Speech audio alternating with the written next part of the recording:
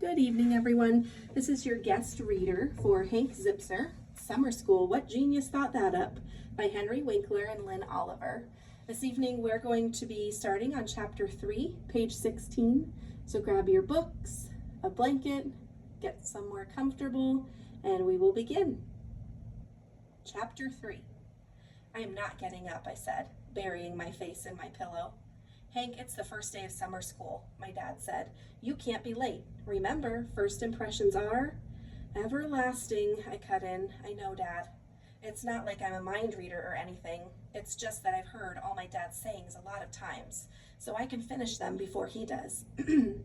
Tell you what, Dad, since it looks like I'm going to be late, I think I should just skip school today altogether. I dove under my blue and white striped blanket, hoping my dad would leave my room and forget that I was there. I counted to 10, then to 20. My dad didn't say a word, so I figured that maybe he had left to go get some breakfast. Slowly, I edged up toward my pillow and stuck my eyes out from under the blanket. Boo, my dad said, his face pressed really close to mine. He laughed really hard like he used to do when I was little, and we played peekaboo. Sure, easy for him to be in a good mood. He wasn't going to have to spend most of his summer sitting inside a classroom while all his friends were outside being junior explorers, swimming and running and jumping and making lanyards to hold their apartment keys around their necks. Your mom was up very late last night cleaning up from Beat the Heat with Deli Meat evening, my dad said. I'm letting her sleep in. So I made breakfast for you. How's that for being a good dad? What kind of good dad would make his only beloved son go to summer school? I was hoping he'd feel guilty and tell me I didn't have to go. It didn't work, not even close. Instead, I got the be positive lecture. Hank, you need to be positive about things. Why don't you try looking at your cup as half full? Dad, I'm looking in my cup, and at this moment, I can't see any liquid whatsoever.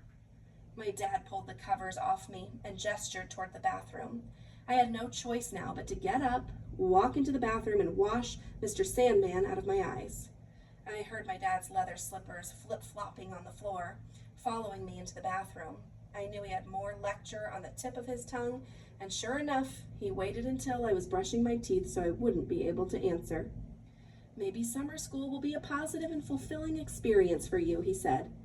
I almost swallowed my toothbrush. With my mouth so full of toothpaste foam and bristles, all I could do was make a sound that sounded like, "You thought we'd be feeding me." No, I'm not kidding, my dad answered. That was weird. How did he know what I had said? I wonder if parents take a class in understanding their kids with their mouths when their mouths are full of toothpaste. To be perfectly truthful, Hank, fourth grade was really hard for you, he went on. I believe going to school this summer might give you a leg up on the 5th grade. So I was finished brushing my teeth, so I was all clear to say everything I wanted to say. But Dad, summers were invented for kids to kick back and relax, to journey into uncharted territories of new fun. Wow, where did I pull that out from? Even I was impressed. You'll have plenty of time to relax, my dad said, obviously not as impressed with me as I was. We're going to the Jersey Shore for a week. Well, that's not until the end of August. Well, after school, I'll pick you up and we'll play exciting games of Scrabble Junior, my dad said, looking like he had just had the brainstorm of the year. We've tried that already, Dad. Remember, I can't spell. And there you have the reason for summer school. Point, set, match. Face it, Hank, you lost this argument hands down. I couldn't think of another thing to say, so I just stormed off to the kitchen to eat my breakfast. Wouldn't you know it? It was alphabet cereal.